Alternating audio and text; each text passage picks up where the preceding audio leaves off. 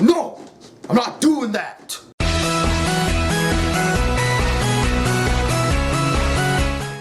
What up, y'all? It's the Black Critic Guy, and I return again to another anime review. It's been a while since I've done one of these. I apologize for the lack of anime reviews, but I am back with the new anime review on an anime called Nazo no Kanojo X, or The Mysterious Girlfriend X. And I gotta say, this anime is very strange, but I enjoyed it.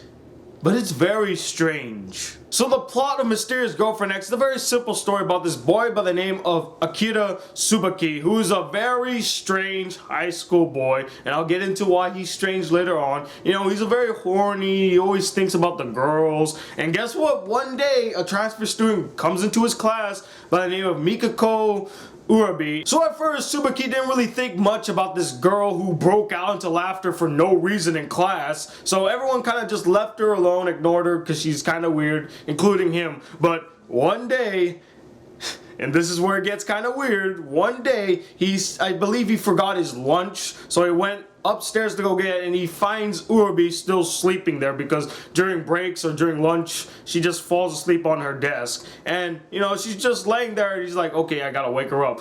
Hey, wake up. And as he's waking her up, drool is pouring out of her mouth, and she looks up, and for the first time, he sees her eyes, and he's like, wow, this girl's really pretty. And then she's like, okay, yeah, I'm gonna leave. And when she leaves, there's a puddle of drool on the desk, and what does he do? He takes his finger, rubs it on the drool, and yeah, he puts it in his mouth. And guess what? He gets sick by it, and everyone's like wondering where he's been. It's been like 2 weeks. And so Urabi goes to visit him and is like, you're not sick, you're just going through withdrawal because you haven't had my drool in like 2 weeks. And so she puts her finger in her mouth, takes out like a spittle of drool, and puts it in his mouth, and they build a bond from this connection, this saliva bond. And he asked her to be his girlfriend, and this is where the story begins. Now, I wasn't recommended to watch this anime by anybody. I actually saw a picture while I was on Facebook, this picture right here, and you know me, I'm a sap for romantic comedies, and I love romance stories, no matter how weird they get, and this anime really pushes that kind of weird boundary, and I'll get into that soon. Now let's get down to the strongest reason why I really enjoyed this anime, and that's actually the bond and connection between Tsubaki and Urabi. It is really strong and convincing and very relatable. I mean, I really related to the character of Tsubaki to a degree. Now keep in mind, I'm going to explain why he's relatable and why he's not relatable later on. And not only that, but I also like Urabi as a character as well. I mean, she goes against the archetype female love interest type of character that's shown prevalently in anime such as these. I mean, she really stands out from all the others. She's not super shy, she's not super quiet and the cutesy girl next door. She is weird, she has a very distinct voice. In fact, that's the one thing that kind of pulled me towards her, because normally girls like her will have the high pitch, really high pitch voice, but she has a very low voice, not like super low where it's like this, but a low enough voice to really make it sound sensual. And I think that really worked for the character as well. And this whole anime is basically watching these two grow as a couple and blossom into a full-fledged relationship, and you're really rooting for their relationship to grow stronger and stronger with each step and in each move. And if an anime of this caliber can do that for you, then it's done its job, and it's done its job very well. Not only that, but you have a good supporting cast of characters. Like, you got Okra, who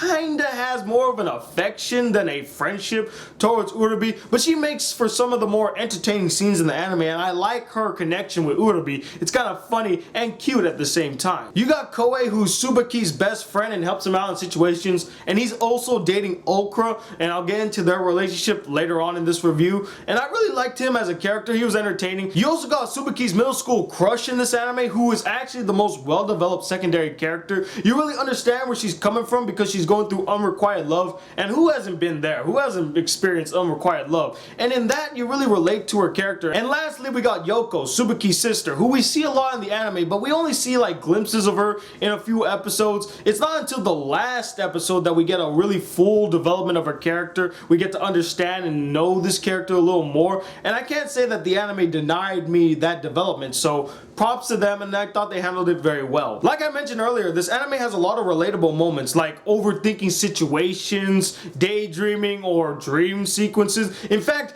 Tsubaki's dream sequences were very relatable in my book, because I can't tell you how many times I went to bed and had a dream about a girl that I had a crush on. I mean, I'm sure a lot of us have done that before.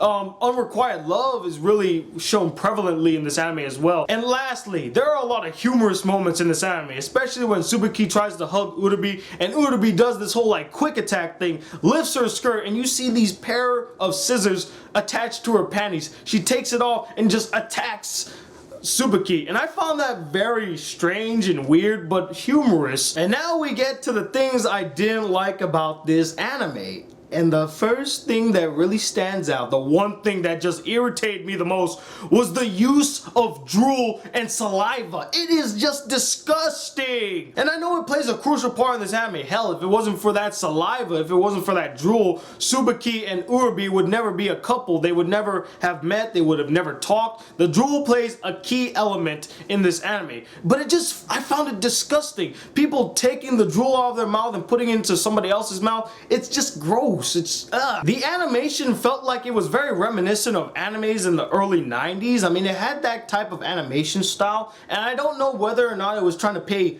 homage to 90s anime, or maybe it took place in the 90s, because if you look back at the anime, I mean, they're not on computers, they're not on their cell phones. In fact, in one scene, some character calls another character using a payphone, so it kind of gave the vibe like this anime took place in either the 80s or the 90s, and the animation also looked like it was made in the early 90s. Kind of bothered me, but Now let's talk about our two main characters of Tsubaki and Urabe. Now I really enjoyed their characters, don't get me wrong, but there are some factors to their characters that I really did not relate to and I really didn't like. First, let's start with Tsubaki. This guy is extremely weird and creepy. Right off the bat in the first episode, he touches this random girl's drool that he never talked to. He doesn't even really know her. He just looks at the drool and like, wow, I wonder how it tastes like. Like I said, I hated that whole aspect of the anime, the whole saliva and drool thing. It disgusted me, but that is not even the peak of his weirdness. I mean, he starts like rubbing on a girl's bed, smelling her hair. Yes, in some aspects he's really relatable, but mostly this character is weird. And now let's talk about Urabe. Now, Urabe really comes off as a very distant girl, so she doesn't really emote very well or show emotions that much. And like I said, whenever we see her emotions, it's mostly secondhand off of Tsubaki with her putting the drool in his mouth and we see how she really feels. But that kind of irritated me, and I know that must have irritated Tsubaki and thus making him more relatable because we're following this relationship as well. It's almost like we are Tsubaki and we're irritated by this girl who just won't express her emotions or really speak her mind or actually just push the relationship forward. And the last thing I want to mention is the lack of development between Oka and Koe as a couple. Now we get a few glimpses of it here and there in the anime, but not a full-on development of the relationship, which I really would have loved to see. In fact, most of the time it just seems like Oka's on Urabe's tits all the time. She's trying to get closer to Urabe than her boyfriend Koe. And I know they're trying to keep their relationship a secret, but you can at least, acknowledge his presence. There are scenes in the anime where she literally passes her boyfriend, doesn't even acknowledge him being there or not even look at him. And I felt like, so, do you even like him, or are you pretending to like him? Like, what's going on here? So overall, Mysterious Girlfriend X is a mixed bag for me. There's a lot of things I really like about it. There's a lot of things I really don't like about it. But overall, it's a really enjoyable anime, and I'm gonna give it a 3.5 out of 5 stars. It's not great, but it's a rather enjoyable anime. If you're really a fan of romantic comedies or romance animes where you see characters develop their relationships, I really recommend you give it a watch. It's just more of the same that you really like to see. But anyway, what did you guys think of this anime? Did you like it a lot? Did you hate it? And let me know, what is the most disgusting thing you've ever seen in an anime? And hentai, doujin, yaoi, and yuri does not count. It has to be a full-fledged anime. Comment below, let me know. Also stay tuned December 14th when we're going to kick off the 12 days of anime, which I'm also going to be a part of. Make sure you go check out the other people's videos as well. But till then, I'm the Black Critic Guy, bridging the gap between movies and anime reviews. Till then, peace YouTube.